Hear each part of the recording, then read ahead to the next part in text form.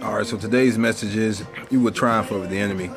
So it was a blessing, I had with the church, saying I had let the kids go down to the U group, like the 7th through 12th, and my son Nehemiah asked me to come down. So, I listened. So I thank God that He moved through my son. And the situation I gave him, talking about, saying having the full armor of God. So we talked about that being in Ephesians chapter 6.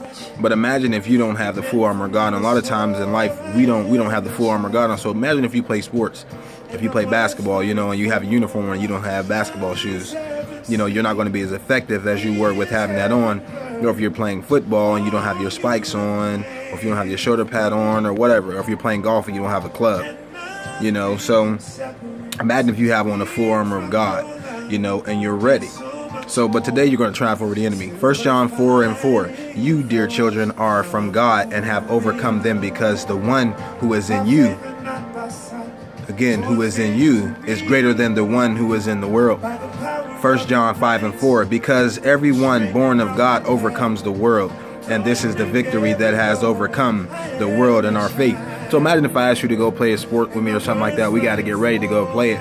But anytime the enemy tries to come in like a flood, as it says in Isaiah 59:19, when the enemy shall come in like a flood, the Spirit of the Lord shall lift up a standard against him.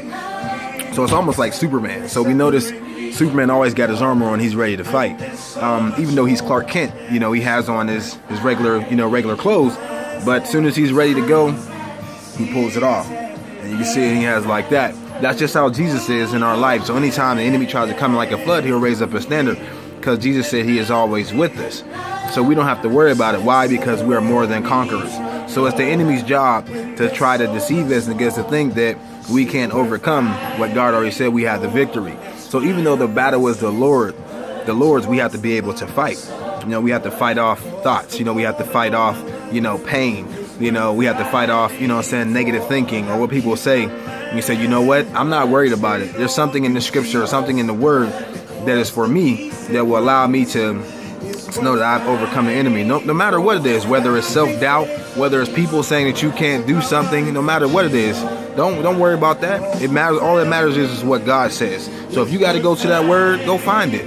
That's why sometimes you can just listen to music, gospel music, over and over and over again until it gets down in your mind and it hits your soul. And then you say, you know what? I'm going to triumph over the enemy. So today, just say it. You might as well just shout now and just say, I triumph over the enemy, because it's a wrap. It's already done. See, He just didn't want you to listen to this video because He knows there's nothing He can do, because greater is He that is in you than he that's in the world.